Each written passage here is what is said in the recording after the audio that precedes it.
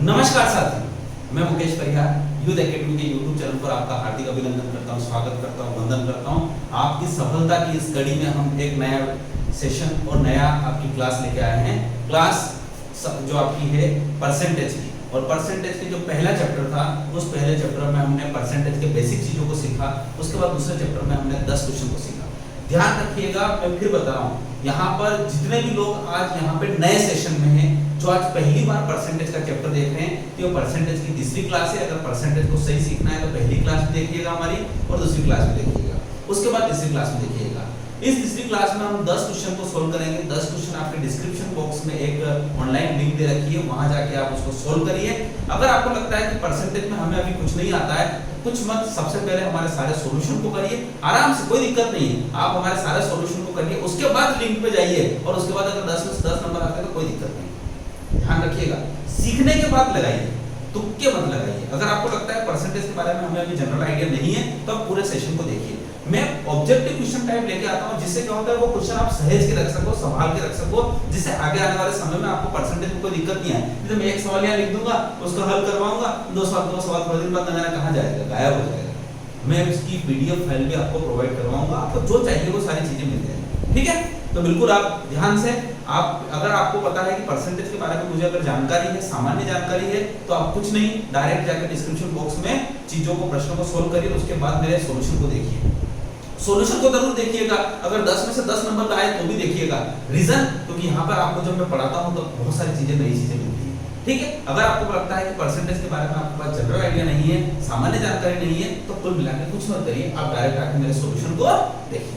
Okay, तो आपका question number 11 आपके सामने देखा। किसी संख्या के 2/5 के 1/3 का 1/4 15 है। किसी संख्या, माना कि संख्या x के 2/5 2/5, का मतलब होता है गुणा, का करेंगे गुणिका कर गुण फिर गुण लेंगे सुधा, तो का मतलब क्या होता है गुणा। तो x किसी संख्या के 2/5 के 1/3 का 1/4 कितना है, 15 है। तो वो संख्या कितनी, सिंपल सी बात, 2 से 2 कटा, कितना हो गया, 2 दूनी 4, 5 दिया 15, 15 दूनी 30, तो 15 दिया कितना हो गया 450। ये x बराबर कितना हो गया 450, सिंपल सी बात, समझ पा रहे हो ना। तो x का 2/5 का 1/3 का 1/4, 2 दूनी 4, यहाँ पे 2 बचा, 5 दिया 15 दूना 30, 15 दिया 45, 450। बस सिंपल से सवाल। देखो एग्जाम के पॉइंट ऑफ व्यू से कुछ एग्जाम अलग होती है, कुछ एग्जाम अलग होती है, उस एग्जाम के पॉइंट ऑफ व्यू से सरल और कठिन सवाल आपसे पूछे जाते हैं। ठीक है, तो आपका 11 नंबर का क्वेश्चन का उत्तर होगा 450। ऑप्शन मैंने यहाँ पे लिखे दिए जनरली। उसके बाद हम बात करते हैं, एक व्यक्ति अपनी आय का 83 सही 1/3% खर्च करता है, वह प्रति माह 1800 रुपए बचाता है। तो बताइए उसकी क्या है, महीने की इनकम कितनी। अब आप फिर बताओ, 83 सही 1/3% को आपको भिन्न में लिखना आना चाहिए। अगर भिन्न में लिखना नहीं आता है 83 सही 1/3, तो ये मैं फिर बता रहा हूं आपको, आपकी चीजें हैं उतनी आसानी से नहीं हो पाती। समझ पा लो, 83 सही 1/3 को भिन्न में, तो 83 सही 1/3 का मतलब होता है, आप देखिए यहाँ पे सबसे बड़ी बात करते हैं, आपने देखा होगा 1/6 कितना होता है, 1/6 क्या काम होगा, यही बात है ना, क्या काम, 16 सही 2/3। ठीक है, 1/6 कितना होता है, 16 सही 2/3%। जैसे जैसे हम आगे जाते हैं तो 16 5 कितना होगा 80, तो यहाँ पे हो गया 5/6, और उसके बाद यहाँ पे 5 दिया, 5 दूनी 10, 3 दिया 9, इसका मतलब 3 इधर आ जाएगा, तो 83 सही 1/3%। या 83 सही 1/3 मतलब होता है 5/6। साहब भिन्न को याद करिए, मैं फिर बता रहा हूँ, ध्यान रखिएगा, आप कोई मदद नहीं कर सकता। आप सोचेंगे सवाल कैसे सर, सवाल कुछ नहीं होता है, आप बेसिक चीजों को साथ में रखिए, आपकी कोई भी एग्जाम बेसिक क्लियर हो जाएगा। ठीक है, तो 83 सही 1/3 आपके दिमाग में रखोगे, सवाल कैसे आसानी से समझो। 83 सही 1/3 मतलब 5/6, 5/6 मतलब होता है इनकम अगर 6 तो 5 का खर्चा होगा, तो बचत कितनी होगी 1 बराबर कितना है 1800, तो इनकम कितनी होगी 1800 108, 10,800 उत्तर है। कहां जा रहा है, कुछ नहीं करना है आपको, 10 सेकंड में आप you can give the answer, but आपकी प्रैक्टिस होना चाहिए। समझ पा रहे, फिर से इसका मतलब क्या होगा, 83 सही 1/3% कितना होता है, 5/6 होता है। हमने देखा है कि यहाँ की जो चीजें होती है नीचे, देखो अगर इसको आय के बारे में बात कर रहे हो तो ये होती है आय, ठीक। उसके बाद ये खर्च भी हो सकता है, ये बचत भी हो सकती है, वो डिपेंडिंग ऑन क्वेश्चन पे जो भी बात करता है। अगर वो खर्च की बात करता है तो ये खर्च होगा, अगर ये बचत की बात करता है तो बचत होगा। यहीं पर आपके पास अगर यही 5/6 तो ये आपका क्रय मूल्य होता है, ये आपका लाभ या हानि होती है, ठीक, और उसी से आपका विक्रय मूल्य बनता है। बहुत ही सिंपल सी चीज है यहाँ पे। तो आय कितनी है उसकी, 6 में से कितना खर्च कर दिया उसने, 5 खर्च कर दिया। वो बोल रहा है ना 83 से 1/3% खर्च कर दिया, यानी वो अगर 6 रुपए कमाता है तो खर्च कितना कर दिया उसने, खर्च कितना कर दिया, 5 कर दिया। तो बचाता कितना है, 1, और वो 1 कितने के बराबर है, 1800 के बराबर। तो 6 कितने के बराबर होंगे, तो 6 बराबर होंगे 1800 गुणा 6। 18 कितना होता है, पहाड़ भी यार, पहाड़ बहुत इंपॉर्टेंट। अगर मैं कह रहा हूँ 23/5 जो आ जाता अभी यहाँ पे तो 115 बोलने की ताकत होना चाहिए। 32 चौका आ जाता है तो फिर कितना होता है, 116 आपको बोलने की आदत होना चाहिए। तो अगर नहीं होगी तो फिर छोटी छोटी चीजें ही बड़ा फर्क पड़ेगी। तो 18 कितना होता है, 108, और 2 जीरो लगा 10,800, यानी इस व्यक्ति की इनकम जो है वो प्रति माह कितनी होगी, 10,800। अगर ये बोले कि प्रति वर्ष इनकम कितनी है तो 12 गुना करना पड़ेगा, और प्रति माह से पूछा, बाकी समझ पाओ। बहुत आसान से क्वेश्चन इस प्रकार से बनते हैं। कितनी प्यारी चीजें, छोटी छोटी सी चीजें हैं जो आपको बड़ा फर्क करती है। देखिए एक सवाल अभी मैं आपके सामने देता हूं, आप करिए उसको बिल्कुल, और जवाब बिल्कुल 10 सेकंड में दीजिएगा। देखिए सवाल है, ठीक है, सवाल क्या है, एक व्यक्ति 87 सही 1/2% खर्चा करता है। क्या करता है, 87 सही 1/2% क्या करता है, खर्चा करता है, ठीक है। कितना खर्चा करता है, 87 सही 1/6% खर्चा करता है। तो 1900 रुपये बचाता है। तो आय कितनी, बस उत्तर आ जाना चाहिए। अगर मैंने सवाल लिखा और आपके मन में उत्तर आ गया, that means you are understanding the questions, आप क्वेश्चनों को समझ रहे हैं, क्वेश्चनों को समझ रहे हैं। अदरवाइज कोई मतलब नहीं साहब, ऐसे 10-15 वीडियो देख लो, YouTube पे जितने वीडियो देखना हो परसेंटेज देख लो, कोई फर्क नहीं होता। परीक्षा में प्रश्न आएगा और ढेर हो जाएगा। 87 सही 1/2% कितना होता है, 1/8 होता है 12.5%। कितना होता है, 12.5%। तो 1/8 को आगे आगे चलते जाएंगे, जैसे चलते जाएंगे तो 7/8 आएगा, और 7/8 होता है 87 सही 1/2%। तो ये 87 सही 1/2% को लिखते ही अगर आपके दिमाग में 7/8 आएगा तो बहुत सारे यहाँ बोलेंगे 8 उसकी आय होगी, 7 उसका खर्चा होगा, बचेगा 1 बराबर है 1900, तो उसकी इनकम होगी 19 में 8 का गुणा करना, और 19 8 कितना होता है सर, ये पारा भी आज आप ही याद करो, ये आपको जिम्मेदारी। क्यों, 19 8 होते हैं 152, 152 मतलब होता है 152 और 2 जीरो लगे 15,200, इसकी क्या होगी, बहुत सरल सवाल। 15,200 अगर आपके डायरेक्ट अगर यहाँ आ चुका है तो काम हो गया है, नहीं तो फिर कोई बात करिए सवाल। समझ पा रहे हो इस सवाल को, चलिए अब हम आगे बढ़ते हैं हमारे पास अगले सवाल की तरफ। इनका उपयोग बता रहा हूँ किस प्रकार से सवाल बनते हैं। आपके अंदर सवाल को पैदा करने की ताकत आ जाना चाहिए, तब जाके आप बोलेंगे कि मैथ्स आप समझ पा रहे हैं, ठीक है। चलिए आगे बढ़ते हैं, क्वेश्चन नंबर 13 है। 30% पुरुष विवाहित है, इसका मतलब होता है एक गांव, उस गांव में पुरुष कितने विवाहित हैं, 30%, और जबकि आबादी की 70% महिलाएं हैं। इसका मतलब होता है अगर बात की जाए तो 70 तो महिलाएं हैं, तो पुरुष कितने होंगे, पुरुष कितने होंगे, 70 महिला है तो पुरुष कितने होंगे, 30। इसका मतलब 70 पुरुष और 30 महिला, ठीक। अब बात क्या कर रहे हो, जबकि विवाहित आबादी का परसेंटेज बताइए, यदि एक पुरुष एक ही महिला से विवाहित करता है, इस लाइन को लिखना जरूरी, तो पता चला एक पुरुष अगर 2 महिलाओं से विवाहित करता है तो फिर परसेंटेज नहीं बता पाएंगे अपन, इसलिए उसने लिखा है। तो आप खुद सोचिए, अगर पुरुष कितने हैं 30, और 30 70 तो महिलाएं हैं और 30 पुरुष हैं, उन 30 में से भी 30% पुरुष विवाहित है, तो 30 का 30% कितना होता है, 9, अगर 9 पुरुष विवाहित है तो 9 पुरुष कितनी महिलाओं से विवाह करेंगे? 2 ही महिलाओं से विवाह करेंगे। उसने बोला है कि एक पुरुष एक ही महिला से विवाह करता है, तो ये 70 में से भी कितना आएगा? 9। और 9 कितने होंगे? 18। इसका मतलब होता है 18% जनसंख्या जो है वो विवाहित है। कितनी है? 18%। बस इसका उत्तर ही सिंपल सी बात, छोटा सा उत्तर।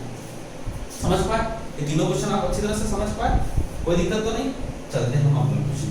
ये परसेंटेज के छोटे-छोटे एस्पेक्ट्स होते हैं, आपको चीजें पता होना चाहिए। मैं तीनों को रीड करता हूं। अब उसके बाद यहाँ पर एक जो क्वेश्चन दे रखा है, बहुत ही सुंदर क्वेश्चन दे रखा है। यहाँ पर जितनी महिलाएं हैं, गृहिणियां हैं, उन सवालों के बारे में, इस सवाल के बारे में अच्छी तरह से समझे। ठीक है? सवाल क्या है? प्याज के भाव में 25% की वृद्धि कर दे तो खपत में कितने % की कमी कर दे कि खर्च अपरिवर्तित हो? ये काम हर घर में चलता है। हर घर में क्या होता है कि एक बजट होता है, उसी बजट के हिसाब से काम चलता है। भाई आपके शक्कर के भाव में अगर कमी आ गई है तो भाई 2-3 बार हलवा बना के खाओ ठंड में, दाने का खसखस का हलवा बना के। अगर आपके शक्कर के भाव में वृद्धि हो गई है तो फिर एक ही बार खाओ हलवा। ठीक है? अभी गर्मी में क्या होता है, प्याज के भाव, तो प्याज के भाव में 25% की वृद्धि। प्याज का भाव तो अभी कम हो रहा है, 98 रुपए 1 रुपए किलो मिल रहा है। फिर भी हमने सवाल बनाया, प्याज के भाव में 25% की वृद्धि कर दे तो खपत में कितने % की कमी कर दे खर्च में? इस सवाल को आप आराम से देखिए। बहुत सारे तो बोलेंगे सर 25/125 बराबर ही हो गया उत्तर, 25/20% उत्तर है। ये तो मुझे भी पता है 20% उत्तर है। इसका उत्तर कितना है? 20%। तो ये होता कैसा है, इसको देखिए, इसको होते हुए देखिए। आप सवाल देखिए, प्याज के भाव, एक अपन इमेजिनरी डाटा लेते हैं, एक भाव लेते हैं। एक घर में 20 किलोग्राम चावल की जरूरत पड़ती है। ये चावल की क्या, प्याज की कितने प्याज की जरूरत पड़ती है? 20 किलोग्राम। और उसका जो भाव है, भाव प्रति किलो, वो भी कितना है? 20 है। ध्यान से सुन लीजिए, आपका जो 14 नंबर का सवाल है उसके हिसाब से मैं बता रहा हूं। बिल्कुल आप समझदार होइए, सवाल बनाने की ताकत आप रख सकते हैं। मैं इस प्रकार से बता रहा हूं, एक व्यक्ति या एक परिवार एक महीने में 20 किलो प्याज खा रहा है। ठीक है? और प्याज का भाव है 20 रुपए प्रति किलोग्राम। ठीक है? तो इसका मतलब होता है हर महीने उसको 400 रुपए की जरूरत पड़ती है। ठीक? मतलब वो गृहिणी अपने पति से हर महीने 400 रुपए प्याज के लेती है कि बस 400 रुपए आप क्या करोगे, मुझे दिया। ठीक? ये बात होगी। तो पति को पता है कि मैं मेरी तनख्वाह में से हमेशा हर महीने कितने देना है मुझे? प्याज के 400 रुपए देना है। ठीक? अब क्या हुआ? प्याज की खेती बर्बाद हो गई, पानी गिर गया, भाव बढ़ गए, तो क्या हुआ? प्याज के भाव में 25% की वृद्धि हो गई। 25% का मतलब क्या होता है? 100 रुपए में 25 रुपए बढ़ गए, तो 20 रुपए में कितने बढ़ गए? 20 रुपए में कितने बढ़ गए? 25 गुना 50, 5 रुपए बढ़ गए। कितने बढ़ गए? 5 रुपए बढ़ गए। तो प्याज का भाव कितना हो गया? 25 रुपए। अरे समझ पा रहे हो ना मेरी बात को? अच्छा, इस सॉल्यूशन से इसका कोई सॉल्यूशन नहीं है। इसका सॉल्यूशन तो हम डायरेक्ट करेंगे। क्या करेंगे? डायरेक्ट सॉल्यूशन करेंगे। पर यहाँ पर आपको समझना जरूरी है कि क्या है, भाव प्रति किलोग्राम कितना बढ़ गया? 25% की वृद्धि हो गई। इसका मतलब होता है भाव पहले जो था वो कितना भाव हो गया? कितना भाव हो गया? 20 रुपये की जगह 25 रुपये हो गया। यानी 20 रुपये का 25% कितना होता है? 5 रुपये। तो 5% से 5 रुपये बढ़ गए, 25%। पर अब पति के पास गई कि मेरे को पैसे दो प्याज के, तो पति कितने देगा? कितने देगा? 400 रुपए देगा। वो नहीं देने वाला ज्यादा, उसको पता है कि 400 ये 400। ठीक? अब इसका मतलब यह हुआ कि प्याज जो अब वो मार्केट में लेने जाएगी सब्जी मंडी पे, वहां पे तो बोलेगी 400 रुपए का प्याज दे दो। ये बोलेगी वो जाके, क्या बोलेगी कि मुझे 400 रुपए का प्याज दे दो। वो क्या भाव बढ़ गया? वो भाव बढ़ो कहीं करो, 400 रुपया जमा कर दो, 400 रुपया प्याज। तो 400 रुपए के प्याज 25 के हिसाब से कितने प्याज आएंगे? 25 से कम 25 कितने बचे? अरे हैं 15 बचे, 15 बचे। और 25 × 150 यानी 16 किलो प्याज लेके। कितने प्याज लेके आएगी? 16 किलो। यानी पहले 20 किलो प्याज आ रहे थे, अब कितना आएंगे? 16। कोई बात नहीं, आपके घर में जो प्याज है उसकी मात्रा कम हो जाएगी। पहले 2 प्याज कतर रहे थे, अब वो 1.5 कतरेगी। आधा और बचा के रखेगी, फिर उसको आप खाने के साथ खाइएगा। भाई उसको तो घर चलाना है, अपनी गृहस्थी चलानी है, तो गृहस्थी चलाने के लिए इस प्रकार का काम करना पड़ेगा। तो कितना रुपया लेके आएगी वो 16। बस वो यही कहना चाहता है कि खर्च अपरिवर्तित हो। खर्च मतलब होता है पहले भी 400 रुपए खर्च कर रही थी, अभी भी 400 रुपए खर्च कर रही है। बात हो गया समझ? इसका मतलब होता है उसको खपत में कितनी कमी होना पड़ेगी। तो खपत पहले कितनी हो रही थी 20 की, अब कितनी हो रही 16 की, तो 4 की कमी होगी। 4 किलो कम लेके आई वो अपनी बार, पिछली बार 20 किलो कम लेके आई थी, 20 किलो लेके अब कितनी बार लेके 416। 4 की कमी हो गई किस पे 20। ध्यान से सुन लेना, 4 की कमी हो गई 20 पे, तो 100 पर कितनी, इसी को परसेंटेज बोलते हैं। परसेंटेज लिखने का तरीका ही होता है भाई 4 की कमी हो गई 20 पे, तो 100 पे कितनी परसेंटेज में था 4 और 5 20, 100/5 मतलब 20%। तो आपको उत्तर कितना आएगा 20%। 20% तो पे डायरेक्ट ये है 20% सवाल। ये सवाल को होते हुए दिखाया मैंने, दिखाया एक हुआ सवाल, मजा आया सवाल को, ये हुआ सवाल। ठीक है, तो समझ पाए आप सवाल को, कहीं कोई दिक्कत तो नहीं। तो ये इस प्रकार की चीजें हो रही है, ये सवाल।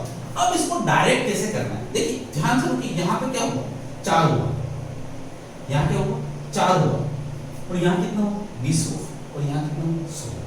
तो इसको अब इसका 20% उसका उत्तर मतलब क्या होगा ये 20, ठीक, और यहाँ कितना हुआ 4। 25% की वृद्धि हुई। इसका मतलब होता है ये जो चीज है 25 की वृद्धि हुई, किस पे वृद्धि हुई 25 पे 100 पे वृद्धि हुई। तो 100 पे 25 की वृद्धि कितनी हो जाएगी 125 पे, तो 100 पे कितनी होगी, यही इसका उत्तर है। और इसको ऐसे ही करेंगे, इसको हम बोलते हैं कमी वृद्धि है। इस प्रकार की चीज समझ पा रहे हो मेरी बात को, फिर से देखिए क्या हुआ 25 की वृद्धि हो गई। इसको इसको नीचे वाला कुछ मत देखिए, जब भी खर्च अपरिवर्तित आए तो क्या करेंगे 25 की वृद्धि हुई किस पे 100 पे, तो परसेंटेज पे वृद्धि किस पे आती है 100 पे, कम ज्यादा, तो 25 की वृद्धि हुई तो 125 हो, तो भाई 25 5 जो 125, 5 दूनी 10, 20% इसका। अगर यही कमी होती, क्या होती कमी होती, तो 25 की कमी हुई, तो कमी का मतलब होता है बटे में 75 गुणा 100, तो 100 पे कितनी, तो 25 दिया 75, 100/3 का मतलब होता है 33 सही 1/3। बड़ा सवाल आपका। तो इस प्रकार का सवाल छोटी एग्जाम, देखिए बैंकिंग लेवल की एग्जाम में आजकल ये बंद है, इस प्रकार के सवाल नहीं आते, पहले किसी जमाने में आते थे, अब नहीं आते हैं। पर जितनी बैंक के अलावा जो एसएससी है, रेलवे है, पुलिस है, छोटी छोटी एग्जाम हम आर्मी की तैयारी करते हैं, सीटेट की करते हैं, एमपीटेट की करते हैं, उनमें इस प्रकार के सवाल बहुत आसानी से पूछे जाते हैं और आप चुटकी भर के दो। आजकल छोटी एग्जामों में ध्यान रखिएगा, छोटे लोगों का निकलना बड़ा भारी हो रहा है। 10वीं पास की एग्जाम होती है तो वहां पे एमएससी वाला मैथ्स वाला बच्चा बैठता है और जो एसएससी की तैयारी करता है वो इन क्वेश्चनों को बिल्कुल चुटकियों कर देता है, वो सिलेक्शन हो जाता है। इसलिए आपको भी पूरी तैयारी से करना है, ऐसा नहीं कि जो 10वीं पास की जो तैयारी कर रहा है उसको भी पूरा सीरियस काम करना है। ठीक है, चलिए क्या समझ पाया। तो आपका जो क्वेश्चन था, क्वेश्चन नंबर कौन सा था, देखिए मैं क्वेश्चन को पढ़ूंगा। यहाँ पे क्वेश्चन नंबर था आपका 14, है ना, क्या था 14। तो चीनी के मूल्य में 10% की वृद्धि हो जाए तो चीनी की खपत कितने % कम की जाए कि उस पर होने वाला खर्चा पहले जितना ही हो, ये सवाल था। तो 10% क्या हो जाए वृद्धि हो जाए, तो 10/110 गुणित 100, 0 से 0 गए 100/11, 100/11 मतलब वही 1/11। 1/11 कितना होता है परसेंटेज बताओ, 1/11 कितना होता है 9 सही 1/11%, 9 सही 1/11%, ये आपका आंसर है। तो 100 को 11 में भाग दे दो, 11 में 99, 1 बचा वही 9 से 1/11। क्या आप अच्छी तरह से समझ पाए इन सवालों को, कहीं दिक्कत तो नहीं इस प्रकार के सवाल में। तो अब यहाँ पे कितने सवाल हो चुके हैं आपके पास 14 सवाल हो चुके हैं, मतलब आज के 4 सवाल हो चुके हैं। ठीक है, अब हम बोल रहे सवाल चलिए अब हम बात करते हैं हमारे पास परसेंटेज का एक नेक्स्ट क्वेश्चन। 14 क्वेश्चन हो चुके थे, ये आपके पास जो है 15 और 16 क्वेश्चन आएंगे। क्वेश्चन नंबर 15 एंड 16 आपके पास जो आपने किए आज 15 और 16 नंबर के क्वेश्चन, जो आपके पास पीडीएफ आई होगी या ऑनलाइन टेस्ट है उसमें 15 और 16 क्वेश्चन, तो ये 16 नंबर के क्वेश्चंस मैं आपको करवा रहा हूं। ठीक है, देखिए एक वस्तु की कीमत में 20% की कमी कर दी जाए तो पंखे की बिक्री में 40% की वृद्धि हो जाती है। आय पर क्या प्रभाव है। सवाल बड़ा सुंदर है, इसको कमी वृद्धि के सवाल से करते हैं, कहीं कोई दिक्कत नहीं, आराम से अभी 2 मिनट क्या करें, इसको 10 सेकंड में सवाल कर सकते हैं। पर मैं आपको यहाँ पे चीजों को बताऊंगा कैसे। ठीक है, इसको भी होते हुए दिखाऊंगा मैं।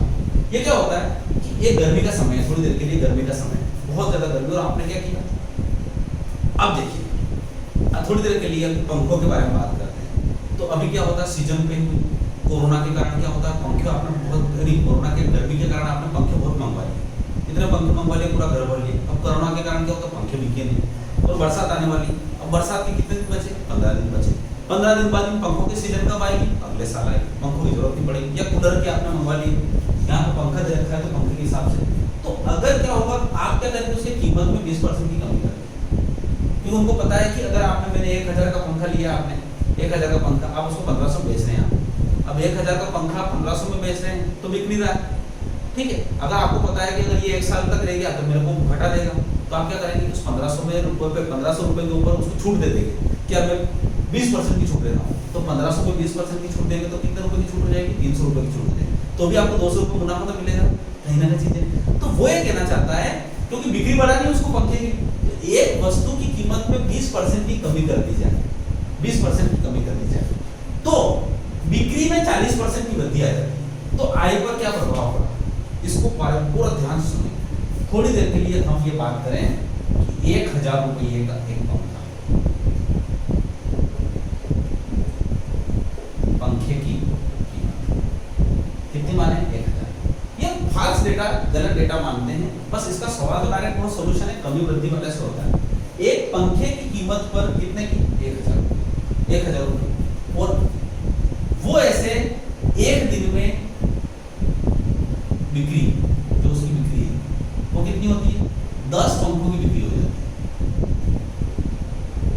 बिक्री प्रतिदिन कितनी हो जाती है, 10 पंखों की हो जाती है, तो उसके गल्ले में कितने रुपए आ जाते हैं, 4000 रुपए आ जाते हैं।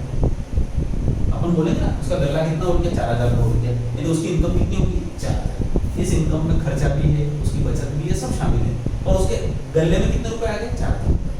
ठीक, अब क्या किया उसने, पंखे की कीमत में 20% की कमी कर दी, यानी 1000 का 20% कितना होता है, 200 रुपए। अब पंखे की कीमत कितना देने लगे हो, 800 देंगे। पंखे कितना होता है, 800, उसने चुरा दिया।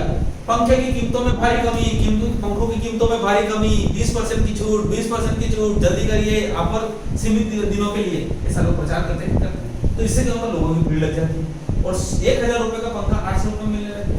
ठीक, अब उसके कारण क्या होता है, उसकी बिक्री 40% की वृद्धि हो जाती है, यानी एक दिन में जहां 10 पंखे बिक रहे थे वो 10 की 40% हो जाती है। 10 का 40% कितना होता है, 4, यानी अब पंखे कितने बिकने लगे हैं, 14 पंखे बिकने लगे हैं।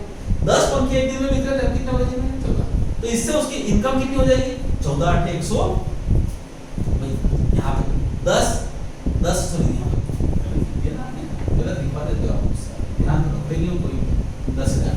ठीक, अब उसके बाद 14 में 8 का गुणा किया कितना होगा, 14 8 120,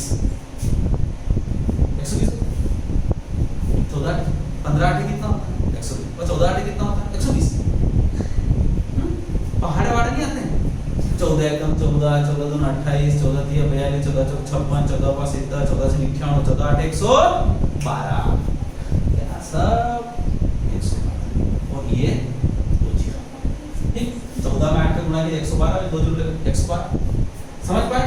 तो अब उसके गल्ले में कितने आ रहे थे पहले, 1000 रुपए, ये 10,000 रुपए, मतलब 10 पंखे एक दिन में बेच रहा था और उसके पास 10,000 रुपए आ रहे थे। अब उसके गल्ले में कितने आने लग गए, 11,200। तो बोल रहा है उसकी बिक्री पर क्या प्रभाव पड़ा, उसकी आय पर क्या प्रभाव पड़ा, उसकी इनकम बढ़ गई ना। तो इनकम कितनी बढ़ गई, देखिए अब यूं देखेंगे तो इनकम कितनी बढ़ गई, 1200 रुपए की इनकम बढ़ गई उसकी। पहले वो 10,000 रुपए कमा के लाता था, अब कितने ला रहा है वो, 11,200। ठीक, और 11,200 कारण क्या होता है, 1200 रुपये उसको क्या हुआ, बिक्री बढ़ गई। 1200 रुपए की बिक्री बढ़ी है उसकी 10,000 पे, तो 100 पर बट 100 से 100 कट गए, कितना हो गया, 12%, यानी इसका उत्तर क्या होगा, 12%। तो 12% की वृद्धि। कमी भी होती है इसमें, कभी-कभी कमी भी होती है, 20% की कमी, 12% की वृद्धि। तो अगर यहाँ उत्तर क्या होता है, माइनस में आता है। अगर यहाँ पे 10,000 है और यहाँ पे क्या होता है, अगर 10,000 से 9,000 आ गए तो 1,000 की कमी हो गई, समझ पा रहे ना, यहाँ पे क्या हुआ। तो इस प्रकार का सवाल, कितना प्यारा सवाल। अब ये सवाल कहाँ आते हैं उसको भी ध्यान रखिएगा, लिख लीजिएगा, बिल्कुल नोट कर लीजिएगा। ये जनरली क्या होता है, आपके कोई सिनेमा टिकट होता है, सिनेमा टिकट में 20% की कमी कर दी जाए तो वहां के जो रोजाना जो लोग आते हैं उनमें 40% की वृद्धि हो जाती है, तो उसके आय पर क्या प्रभाव पड़ेगा? 12%। ये सब होता है और डेली होता है। इस प्रकार के लोग करते हैं। क्यों करते हैं? क्योंकि वो चीज अगर जा रही है, अभी साड़ियों का सेल लगा होगा, उसमें उनको पता है कि 10 दिन का सेल हो रहा है और ये साड़ियां नहीं बिकी तो अगले साल तक भी कौन सा पाल के रखेगा, इसलिए क्या होता है भाव में कमी करते हैं, जिससे उसकी इनकम बढ़ जाती है, उसको पता। ठीक है, तो इस प्रकार की चीजें मार्केट में होती है। ठीक, ये तो वो आपके प्रॉफिट लॉस में काम आ रहा है। ठीक है, ये का यही आपका फार्मूला। चीजें क्या होती है आपके आयत वाले में होता है। एक आयत की लंबाई में 20% की कमी कर दी जाए तो उसके क्षेत्रफल में कितने, एक आयत की लंबाई में 20% की कमी कर दी जाए और उसकी चौड़ाई में 40% की वृद्धि हो जाए तो उसके क्षेत्रफल में कितने परसेंट की वृद्धि हो जाए? ये सवाल भी आता है। ये वही सवाल है। यानी आयत वाले सवालों में भी यही होता है, जहां पर तीन चीजें एक साथ है, दो चीजों का गुणनफल अगर तीसरी चीजों पे प्रभाव डालता है, वो सारी चीजों पे ये चीज लगेगी। समझ पा रहे हो? जैसे लंबाई और चौड़ाई का गुणा से क्षेत्रफल बनता है, तो ये चीज वहां पे भी लगेगी। अगर आपका वर्ग होता है तो वर्ग में क्या होता है? भुजा गुणित भुजा, उससे क्या होगा? क्षेत्रफल होता है। ठीक है, जहां पर दो संख्याओं के गुणे से तीसरी चीज प्रकट होती है, वहां पर ये सारी चीजें लगेगी। समझ पा रहे हो मेरी बात को? कहीं कोई दिक्कत तो नहीं? ठीक है, चलिए अब इस सवाल को हम अब इसका डायरेक्ट फार्मूला कैसे करेंगे? ये ऐसा थोड़ी करो कि वहां पे मानेंगे नहीं, 20% की कमी कर दी जाए। देखिए इसके लिए दो फार्मूले होते हैं, मैं दोनों के बारे में आपसे जिक्र करूंगा और दोनों के बारे में समझाऊंगा। ठीक है, ध्यान से आपको होते हुए सवाल होते हुए दिखना चाहिए, जिससे क्या होता है आपके अंदर उसकी आत्मा समा जाए। ठीक है, सबसे पहले क्या, एक वस्तु की कीमत में 20% की कमी कर दी जाए। 20% की कमी का मतलब होता है अगर 100 रुपए की चीज है तो वो कितनी हो जाएगी? 80। ठीक, कितनी हो जाएगी? 80। ठीक है, और पंखे की बिक्री में 40% की वृद्धि हो जाती है, यानी पहले अगर 100 रुपए था तो वो कितना हो जाएगा? 140 गुणित बटे कितना? 100। हमेशा ऐसा करना है। इसको हम जनरली बोलते हैं कमी वृद्धि सूत्र। कमी वृद्धि सूत्र, और ये जनरली आपका कहां चलता है? आयत में भी चलता है, वर्ग में भी चलता है। ठीक है, ये हो गया। अब 0 से 0 बन गया, 14 8 कितना होता है? 112। इसका मतलब होता है अगर पहले उसकी इनकम अगर 100 हो रही थी तो अभी कितनी हो जाएगी? 112। यानी यहाँ पे ऑलरेडी दिख रहा है 12% की वृद्धि। समझ पा रहे हो मेरी बात को? 12% की वृद्धि। एक तो ये तरीका है। दूसरा तरीका एक और ये कि 20% की कमी तो -20, बिक्री में 40% की वृद्धि हो जाती है तो +40। उसके बाद यहां पर इन दोनों का गुणा 20 -20 गुणित +40 बटे 100। अब -20 और 40 कितना होता है?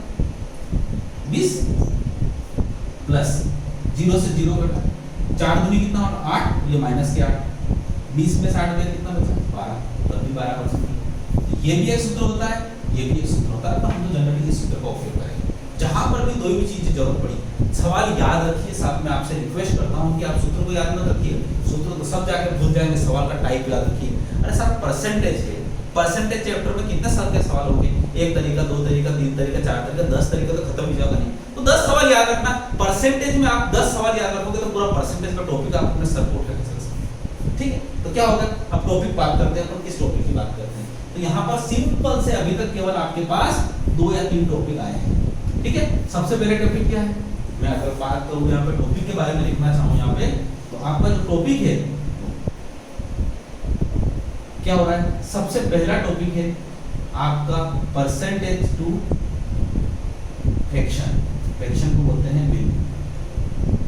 उसके बाद दूसरा है भिन्न टू परसेंटेज। तीसरा क्या है? तीसरे आपने देखा होगा परसेंटेज को इधर बदलना, इधर बदलना, इधर बदलना, पर ये इन्हीं का काम हो गया। उसके बाद यहाँ पे तीसरा ले लो ग्रहिणी। ग्रहिणी पढ़ी थी ना आपने? ग्रहिणी मतलब होता है खर्च अपरिवर्तित ग्रहिणी। और चौथा है आपके पास अंकीय, अंकीय। इन सब के सवाल याद रखो, कुछ मत याद रखो, इनके सवाल याद रखो। तो अभी तक 4 तक सवाल कर रहा है, हो गया। अब आप 15वें नंबर का सवाल भी आप इसी प्रकार से कर लीजिए। आप अपनी एक्सेल शीट में आप देख लीजिएगा, मैं यहाँ पे सवाल लिखूंगा नहीं। सवाल क्या है 15वें नंबर का सवाल, आप देख लीजिए। 15वें नंबर का सवाल ये है, एक वस्तु की कीमत में 25% की कमी कर दी जाए तो उसकी बिक्री में 25% की वृद्धि हो जाती है। यानी 25% की कमी मतलब क्या होता है, 100 में से 25 कम 75, तो उसकी बिक्री में 25% की वृद्धि हो जाती है। यानी 100 में से बिक्री वृद्धि होती है 125 बटे कितना 100, 25 दिया 75, 25 जो 100। ठीक, अब कुछ कट रहा है क्या, आप कुछ नहीं कर पाए, तो 125 दिया कितना होता है 375, 375 बटे 4, 4 9 36, कितना ये हो रहा है 4 9 कितना हो रहा है,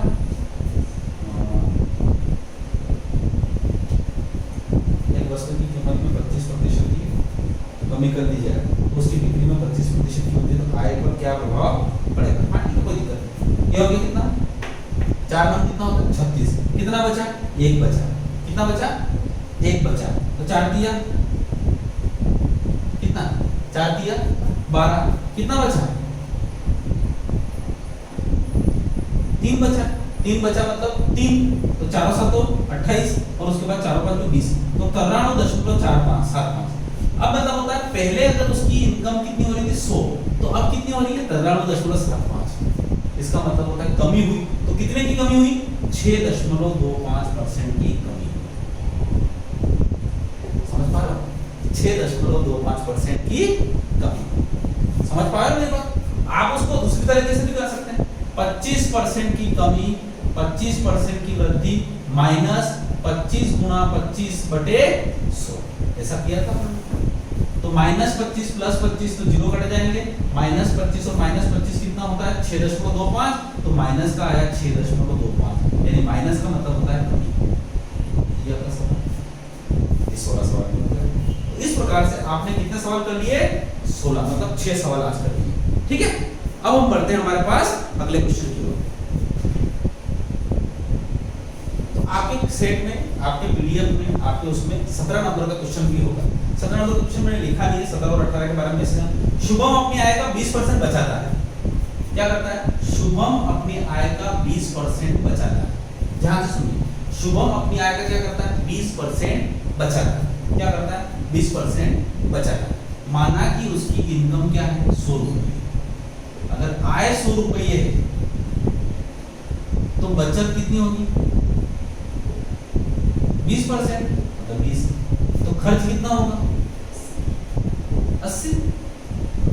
ठीक, इन दोनों के योग से ये बनता है, बात खत्म। यानी शुभम हर महीने 20% बचाता है, यानी 100 रुपए उसकी आय है तो 20% बचाता है और 80%। ठीक, ये सवाल है। अब आगे चलते हैं। 2 वर्ष बाद 20% आय बढ़ जाने पर भी वह पहले जितनी ही रकम बचा पाता है। 2 वर्ष बाद उसकी आय कितनी होगी 20% बढ़ गई, 120 बढ़ गई, कितनी बढ़ गई 120, तब भी वह 20 रुपए बचा पाता है, क्योंकि खर्चे बढ़ गए, घर में खर्चे बढ़ गए सर, मोबाइल का खर्चा हो गया, ये खर्चा हो गया, तो उसकी बचत कितनी होगी फिर भी 20 रुपए होगी। उतनी ही बचत का मतलब होता है पहले 20 रुपए की बचत हो रही थी, अभी 20% की बात करें, 20% नहीं 20 रुपए की बात करें, उतनी ही बचत रहा उसकी। ठीक, उसका अब उसके बाद क्या हुआ, उसका जो खर्च तो 120 और ये 20, तो उसकी जो खर्च होगा वो कितना होगा 100। ठीक, तो अब वो पूछ रहा है उसका खर्च कितने % बढ़ गया। तो पहले 80 रुपए खर्च हो रहा था, अब 100 रुपए हो गया। इसका मतलब होता है 20 रुपये बढ़ गया। 20 रुपये बढ़ गया 80 पर, तो 100 पर कितना। बहुत प्यारे क्वेश्चन है, डायरेक्ट उत्तर है 2/8, 2/8 मतलब 1/4, 1/4 का मतलब होता है 25%, तो उसकी 25% उसका खर्चा बढ़ चुका। सवाल वही है, ध्यान रख लेना, सवाल वही है। क्या सवाल है कि जब उसकी बचत होगी वही है, तो सवाल वही है, आपकी कमी वृद्धि वाला सवाल है। यानी अगर आप इसको ऐसे भी कर सकते हैं, आप इसको क्या बोल रहे हैं आय में कितने % की वृद्धि होगी 20%, तो उसका खर्च कितना % बढ़ गया भैया 20% की वृद्धि हुई, तो 20/120 गुणित कितना 100, सॉरी ऐसा नहीं होगा। 20% की अगर उसके आय में 20% की वृद्धि हो गई तो उसका खर्च कितना बढ़ गया 25%। क्या आप सवाल समझ पाए, ये इस प्रकार का सवाल है। तो चीजें आप बिल्कुल ध्यान से समझिए, कहीं कोई दिक्कत होगा, ठीक है। चलिए आया समझ में। अब उसके बाद एक क्वेश्चन नंबर 18 नंबर का सवाल भी है। 18 नंबर का सवाल आपने पीडीएफ में देख लिया होगा, ठीक। आप बिल्कुल कुछ को चलिए, मेरे साथ चलिए, मैं आपको सारे चैप्टर बिल्कुल कंप्लीट करवा दूंगा, उसके एक्सरसाइज भी करवा दूंगा। 18 नंबर का क्वेश्चन क्या था, प्याज के भाव में 20% की वृद्धि होगी। कितने की वृद्धि होगी? 20% की वृद्धि होगी। प्याज के भाव में अगर 20% की वृद्धि होगी, इसका मतलब होता है पहले 100 रुपए का प्याज मिल रहा था, अब 120 का हो गया, ठीक।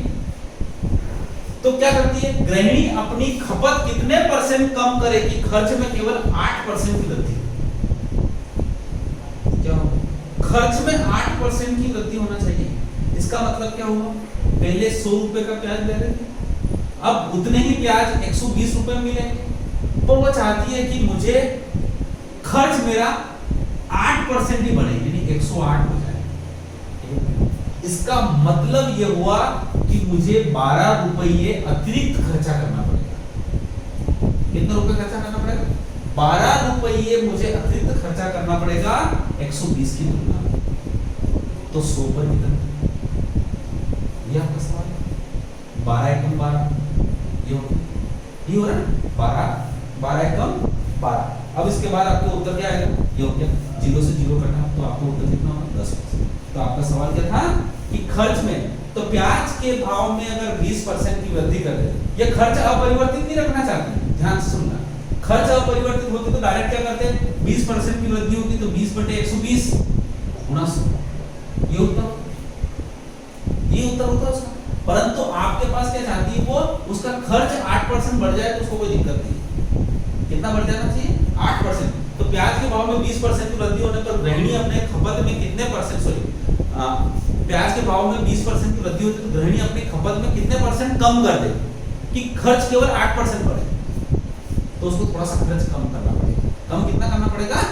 10% कम करना पड़ेगा। अगर वो बिल्कुल कम नहीं करती, केवल परिवर्तित कर, तो इसका उत्तर होगा 20/120। 20/120 मतलब 0, 2 6 12, 2 6 12 मतलब 1/6, 1/6 कितना होता है? अभी बताया 16 से 2/3। तो उसको अपनी खपत कितनी कम करना पड़ती? 16 से 2/3% कम करना पड़ती। पर उसने बोला कि मेरा खर्चा 8% बढ़ जाए तो मेरे को कोई दिक्कत नहीं, तो अब उसकी खपत कितनी होगी? 10% कम हो जाए, ज्यादा कम नहीं होगी। 16% 2/3% तो बिल्कुल होता था कि आपको चाय फीकी पिलाना पड़ता उसको। इसमें कहा थोड़ा सा पैसा बढ़ जाता, कोई बात नहीं, शक्कर थोड़ी ठीक, चाय कम पिएंगे पर मीठी पिएंगे, इसलिए उसको 10%। सवाल समझ में आया? क्वेश्चन नंबर कितने हो गए? 18 हो चुके हैं, ठीक है। मतलब 8 क्वेश्चन आज अपन कर रहे हैं। 2 क्वेश्चन और बिल्कुल आराम से, बहुत ही प्यारे क्वेश्चन आपके सामने आ रहे हैं, बिल्कुल देखिए। अब आपके पास 19वां और 20वां सवाल एक जैसा। ये आपके पास चौथे नहीं 5वें नंबर का सवाल है। पहले नंबर का क्या है? परसेंटेज से भिन्न में बदलना, फिर भिन्न से परसेंटेज में बदलना, फिर गृहिणी, और उसके बाद होता है पंक्ति वाला सवाल। अब यहाँ पे चौथा और 5वां जो आपके 19वां और 20वां सवाल है वो एक जैसे सवाल है, कहीं कुछ भी नहीं है, बहुत आसान से सवाल है। देखो दोनों देखो। चावल के मूल्य में 20% की कमी होने पर एक व्यक्ति 385 रुपए में 3.5 किलोग्राम चावल अधिक ले आया। सवाल पूरा करने के बाद में इसका सॉल्यूशन पूरा अच्छी तरह से फिर से देखिए। एक व्यक्ति मूल्य में 20% की वृद्धि कमी हो जाए तो 385 रुपए, पहले उसके पापा ने क्या कर दिया, उसको 385 रुपए दे दिए कि जा रहे 385 रुपए के चावल लेके आ, तो वो 385 रुपए के चावल लेके आ गया। समझ पा रहे हो? 385 रुपए के चावल लेके आ गया। उसके बाद चावल लेके आ गया तो क्या हो गया, माना कि चावल वो x किलोग्राम लेके आया। समझ पा रहे? कितना किलोग्राम लेके आया? x किलोग्राम, और ये किलोग्राम चावल लेके आया, और उसका भाव जो था वो y किलोग्राम हो गया। ठीक, समझ पा रहे हो मेरी बात? x तो इन दोनों का जो गुणा है वो 385 रुपए। अब क्या करता है, 20% की कमी होने से, 20% की कमी होने का मतलब है भाव में 20% की कमी, यानी इस y का 20% कम हो गया। ठीक है, इसका मतलब होता है 20% कम हो गया, और इस x किलोग्राम जो चावल है वो 3.5 किलोग्राम चावल ज्यादा आ जाता। तो आपको पता है ये अगर कम होगा ये बढ़ना ही, ये बात तय है भाई, ये कम हुआ क्योंकि ये तो बराबर 385 है ना, पापा ने तो बोला कि 385 के बराबर, तो ये अगर भाव कम हुआ तो ये बात तो तय है कि चावल ज्यादा है, ये बात बोले। ठीक, तो वो ये पूछेगा कि पहले का जो भाव है वो क्या है, कितने रुपए किलो चावल पहले थे, या फिर वर्तमान में उसकी चावल की कीमत क्या है, उसके बारे में सवाल पूछेगा। तो बहुत प्यारा सा सवाल है। इसका मतलब ये हुआ कि पहले भाव था, मूल्य में 20% की कमी होगी, यानी अगर भाव अगर अपरिवर्तित रखता है, क्योंकि खर्च अपरिवर्तित है, ध्यान से सुने ना, बहुत प्यारा सवाल है, ये वही सवाल है। इस 385 को सुन लो। एक चावल के मूल्य में 20% की कमी होने से एक व्यक्ति अपनी खपत में कितनी वृद्धि कर दे कि उसका खर्च अपरिवर्तित रहे। इसका मतलब होता है, क्योंकि 385 रुपए के चावल पहले भी लाता था, अभी भी लाता है, तो सवाल का जो रूप है, स्वरूप है, वो वैसा का वैसा ही है। इसका मतलब होता है 20/80 होगा। 20/80 क्या होगा आपका ये, परंतु 20/80 से क्या हुआ, वो 385 रुपए जो काम करता है, उस 385 रुपए से 3.5 किलोग्राम चावल ज्यादा आ जाता है। ये इसका समझ पा रहे हो? ये तो कमी वृद्धि वाले सवाल है, क्योंकि खर्च तो अपरिवर्तित है, तो वो पहले का जो भाव है वो भाव डायरेक्ट आ जाएगा। इसको बोलते हैं प्रारंभिक भाव। बिल्कुल आराम से इसको करिए। यहाँ पर दशमलव हटाएंगे, यहाँ पे 0 लगाइए, यहाँ 0 से कटिए, 2 एकम 2 चौक 8 4 हुआ। अब काटिए इसको, बिल्कुल आराम से काटिए इसको। अगर काटे हम 35 एकम 35 डायरेक्ट काट दो ना, कोई आपको प्रॉब्लम तो नहीं। 35 एकम 35 के बाद यहाँ कितना बचा, 3 बचा, तो 35 एकम 35 और 0 110/4, और 110/4 मतलब कितना होता है 27.5, क्योंकि 27 गुना 54 एक 55, यानी कितना होता है 27.5। तो आपका जो प्रारंभिक भाव था वो प्रति किलो कितना हो गया, 27.5 रुपए प्रति किलो। ध्यान से सुनना, प्रारंभिक भाव कितना हो गया, 27.5 रुपए। ठीक हो गया, कहीं कोई दिक्कत नहीं। अब अगर वो बोले कि अभी नवीन भाव क्या है, तो आपको करना कुछ नहीं है, 20/80 की जगह कुछ नहीं करना है, सुई लिखना है, हमेशा सुई लिखना है। गुणित वही 385/35। आप काट लीजिए, 0 से 0 कटा, 2 से 2 5 10 कटा। अब उसके बाद यहाँ पे आप काटेंगे तो कितना, 35 से कम 35, फिर 35 से कम, फिर भी 35 11, ये 20/100, 0 से 0 कटा, 2 5 10, और यहाँ पे 35 से कम 35, और यहाँ पे 3.5 का एक 0 भी आएगा, ये 110 हो गया। अब 110/5 इसका उत्तर होगा। 110/5 कितना, 5 दूनी 10, और 5 दूनी 10 तो कितना बचा, 1 बचा, फिर 5 दूनी 10, यानी इसका भाव कितना होगा, 22 रुपए प्रति किलो। तो ये हो भी रहा है भाई, 20% की कमी कर दो तो 27.5 का 20% कितना होता है, उसको अगर घटाएंगे तो आपको 22 रुपए प्रति किलोग्राम है। नवीन भाव में कमी हो गई, 20 रुपए प्रति किलोग्राम। तो इसका जो नवीन भाव है, देखो जब भी आप बोलते रहे वर्तमान मूल्य यानी ये मूल्य, प्रारंभिक मूल्य यानी 27.5। ठीक है, अगला सवाल, एक चावल के मूल्य में, अभी सवाल को पास करो, चावल के मूल्य में 20% कमी हो जाए मतलब 20, अच्छा प्रारंभिक मूल्य पूछ रहा है तो 20/80 गुणित 36/आधा किलो, अच्छा 500 ग्राम को आधा किलो लिखेंगे, 1/2, 1/2 मतलब होता है ये 1/2, उलट गुणित हो जाएगा तो 2 गुना, ठीक 4, 20/80 1/4, 4 36 गुना 72, 72 चौकी 72 में 4 का भाग दे देता हूं 18, यानी भाव क्या होगा 18 रुपए प्रति किलोग्राम, यानी वर्तमान मूल्य प्रारंभिक मूल्य कितना होगा 18 रुपए प्रति किलो। बहुत ही प्यारा सवाल है, इस प्रकार के एग्जाम में आते हैं, याद रखिए। तो इस प्रकार से हम इस परसेंटेज की तीसरी क्लास में और दूसरे टेस्ट में 20 सवाल परसेंटेज के हम कर चुके हैं, और 20 के बाद हम यहाँ पे आपको बेसिक कॉन्सेप्ट बताएं। ठीक है, आशा करता हूँ बिल्कुल आप जुड़े रहिए, कहीं पर भी कोई भी सवाल छूटने नहीं पाएगा, सारी चीजें हमारी बिल्कुल एकदम नीट एंड क्लीन होगी। ठीक है, बस हमारे साथ बने रहिए। ठीक है, आपको ये चीजें अच्छी लग रही हो तो लाइक करिए, शेयर करिए और अपने दोस्तों को सब्सक्राइब करिए, बिल्कुल, और बने रहिए यूथ एकेडमी के साथ। Thank you so much. जय हिंद, जय भारत।